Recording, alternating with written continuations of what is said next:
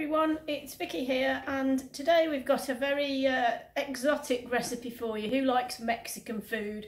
Thought we'd go for something a bit Mexican today, and this is really easy. This is the sort of thing everybody enjoys when they go out for a Mexican meal, so I'm going to show you a really easy way to make it at home. And what we're going to make is chicken fajitas. So these are the ingredients we need for our chicken fajitas. We need chicken. Just got one chicken breast because I'm only making enough for two, so you just need to scale it up if you're doing it for more people. We need some onion. Now I've only got small onions, so I've used 3 tiny ones, but one medium sized one will be enough. A couple of peppers, so I've gone for a red one and a yellow one. If you like a green one, you could use a green one. It's entirely up to you. You can have more than the 2. These are our favourites, so we're using those. We've got some Cajun spice, which is what we're going to use to jazz up the chicken a bit. We've got some grated cheese, which I'm going to use at the end when we roll it up in our tortilla wraps. Now, what you could do is you could use some sour cream and guacamole and salsa, but I haven't bought any. I forgot to get some. So we're going to make do with some grated cheese, but whatever you like, you can put in this. But it's a really simple recipe. So the first thing we need to do is prepare our chicken. I'm just going to cut it into strips. So you need a nice sharp knife and just cut it into strips, because that's how we tend to have it in our fajitas. Quite thin. As it gets a bit thicker here, I might cut them in half, because what you're aiming for is sort of bite-sized pieces. So when you're eating your fajitas, you're not chewing on great big pieces of chicken that won't fit in your mouth. So we're just going to make them up into smaller. That one's quite thick, look, so I might even cut that one a bit thinner. There we go. So here's all our chicken cut into nice bite-sized pieces, and I'm just going to pop it into this bowl, and then we're going to sprinkle it with some of our seasoning here.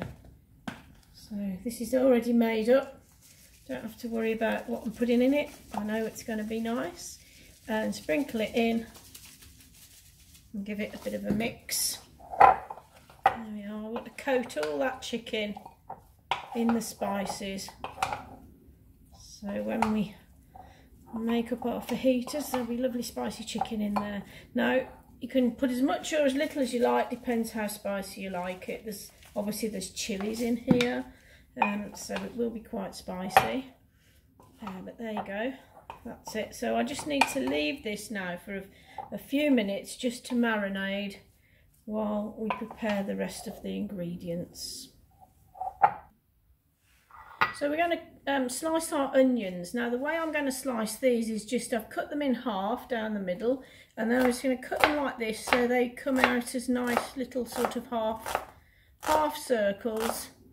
And then they'll all break up when we put them in the in the mix, and there'll be nice sort of half onion rings throughout our fajitas. So there we are. Onions are all chopped. So I'll just pop them back in the bowl, ready for the next stage. And next I'm going to prepare the peppers. Now, some interesting little facts about peppers. Did you know, supposedly, that peppers come as male and female, and it's all to do with the bubbles on the bottom. Okay, so they either have 3 bubbles or 4. Now this one's got 3. I can count 1, 2, 3. And this one's got 4, 1, 2, 3, or the 4th one's a bit small. And they do say the ones with 4 bubbles are girls and the ones with 3 bubbles are boys. What difference that makes, I'm not sure. But some people say that the girl ones are a bit sweeter than the red ones, so they're maybe better for eating in a salad as opposed to cooking.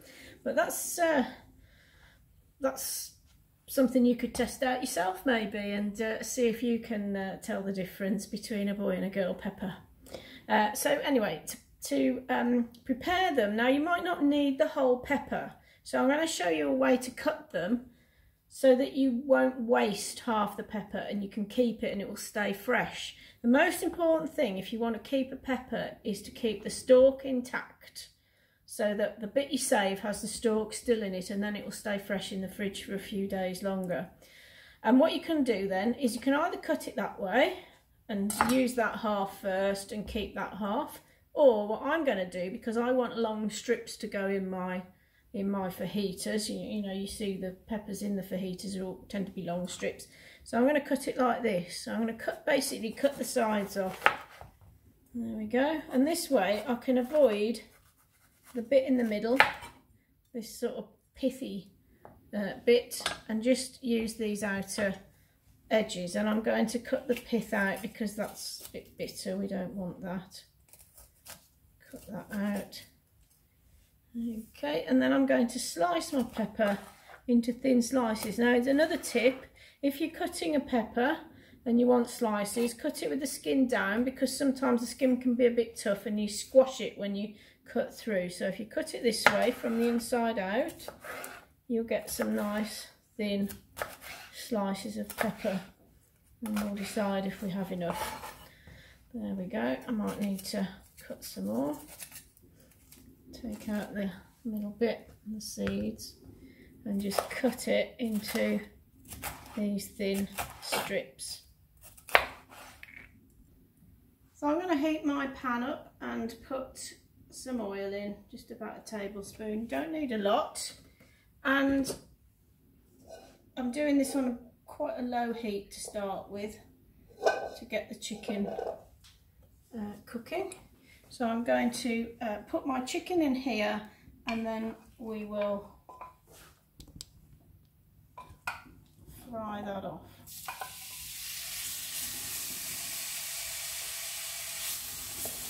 Here it's sizzling in the pan, and we just leave it, okay, just to brown the chicken.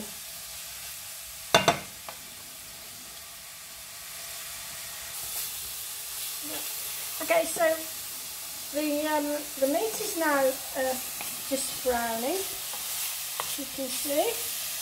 I'm going to add the onions so they get a chance to cook, and I'm just going to add a splash of water from the kettle because it helps to get the cooking going, like a stir fry with a bit of added steam. So that's the onions, and then we're going to add the peppers. So I'll put a few in to start with. But don't put them all in at once because it lowers the temperature of the pan too much and they won't cook well. And now it's time, I'm going to turn up the heat. So I'll move it to the hot side. There we go.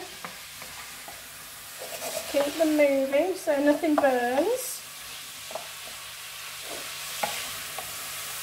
And let's add a few more peppers now.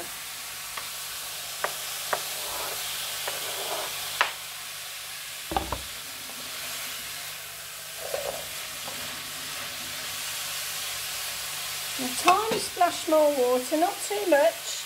We don't want it swimming in water, we just want to give it a bit of steam to help soften those peppers. And as soon as those peppers are softened, it'll be ready. So after a couple of minutes, I think these have been cooking away now for about 3 or 4 minutes. That's all it takes just to get these peppers all nice and soft, and the onion, and it's done. So all we need to do now is to take it off the heat, and I'm going to show you how to make up your fajitas. Now I've got my wrap here. I'm quite lucky having an auger because I can just throw these onto the hot plate, but you might want to warm them in a frying pan first. I'm just going to pop that on there, and it will just warm it up a little bit, just to, so it's not going to crack when I make the wrap. And it's just to toast it up a bit. You can do this in a frying pan. It's the same. There we go. So it's just nice and warm for when we put our fajita mix in there. Now, like I said, if you've got some sour cream, guacamole, salsa, that sort of thing, that's quite nice to put on there. So we're just going to put some of our chicken. on there. There we go. And some other pepper. And I've got some just some cheese here, just some grated cheddar cheese. Sprinkle that on the top. And we're just going to fold it up. So we fold the end up and roll it up like so. Oops, that one's trying to escape. And next time you fancy chicken fajitas, you can do it like this. You don't have to worry about getting one of those kits or buying a ready meal. You can make it yourself. Really easy. There we are. Chicken fajitas.